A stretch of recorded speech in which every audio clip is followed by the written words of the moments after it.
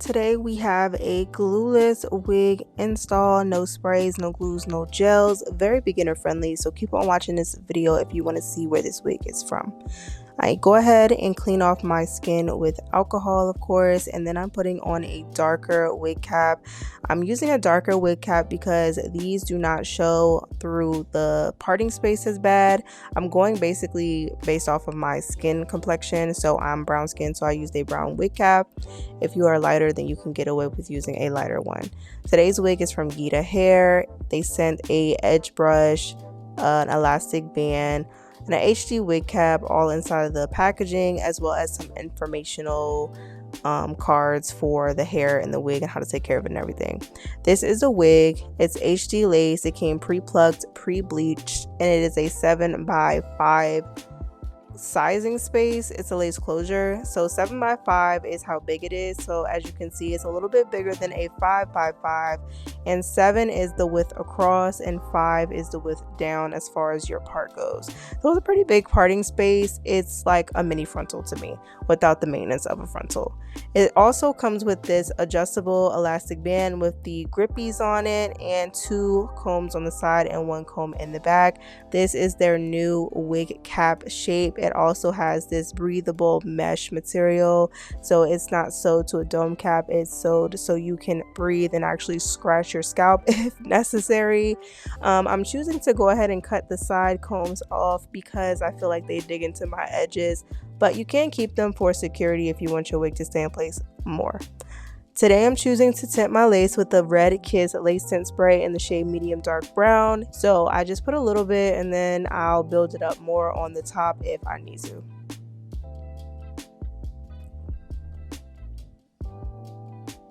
So as you can see, the hairline came pre-plucked really good and it is actually bleached. So I didn't have to do any additional work. Most glueless wigs come with this zigzag line pre-cut on the end. I'm not a fan. I think it looks really fake. It's just a bunch of extra lace. So I do take my eyebrow scissors and cut that off in a zigzag motion to just make it look a little bit more natural. And I am parting out some hair in the front and just pulling it out with my hands to give me more of a widow's peak look. This is more similar to my natural hairline. The wig hairline was kind of really straight across and I wanted it to look more natural. So I just pulled out this little small section of hair and pulled it with my hands. Because the hair is already bleached, you don't have to pull hard. It will not make any holes in the lace or anything. Or you can also use your tweezers if you feel uncomfortable. I'm using this mousse to just lay my wig down and pretty much melt it into my skin. It does not glue the wig. It will not make the wig stick to my head at all. It's really just like a molding technique. I put the mousse on the lace, and then I'm going to put my elastic band on and just let it dry as I'm defining my curls.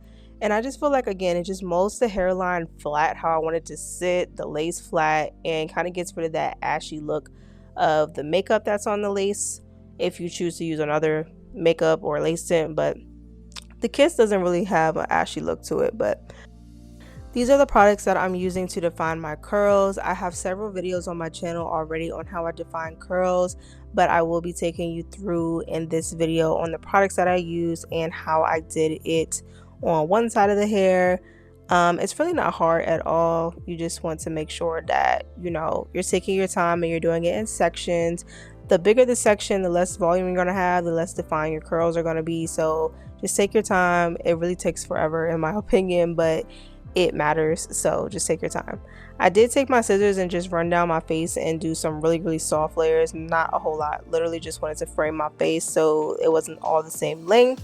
And then I went in and started to spray my water mixture down.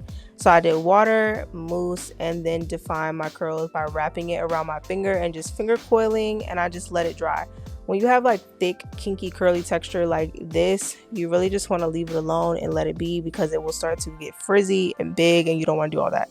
If you want to keep your curls defined and you want to keep them looking like really juicy looking, just leave them alone once you do this whole part. This is a detangling brush that I got from the beauty supply store, by the way. It works pretty decent for the wigs. Don't recommend for your real hair, but for the wigs it does its job. And like I said, I do this in sections, like 3 or 4 sections: water, mousse, finger coil, and I just let it either air dry or I use a diffuser. My other hair dryer broke, so I did not diffuse it today. I just used my normal hair dryer with the warm heat and just dried the wig until the curls were all the way dry, and that's pretty much it. So keep on watching to see my full curl definition routine all the way to the end of the video.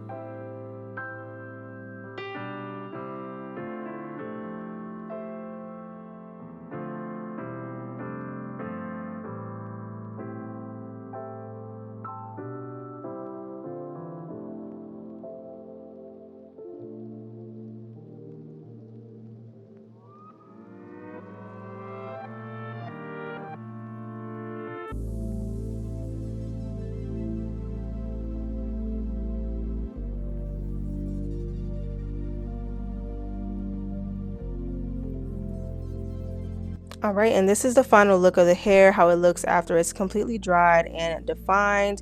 You can always like pull apart the curls if you want it to be bigger or if you want your curls to be like smaller. But I really love the defined curl look. It just looks so good. And kinky curly hair, kinky curly, that's so hard to say, tongue twister. Kinky curly hair always looks super, super natural. So I like getting wigs like this sometimes too. But yeah, as you guys can see, completely glueless. The mousse did not lay the wig down. Throw on and go for real. Make sure to hit that subscribe button and I'll see you in my next video.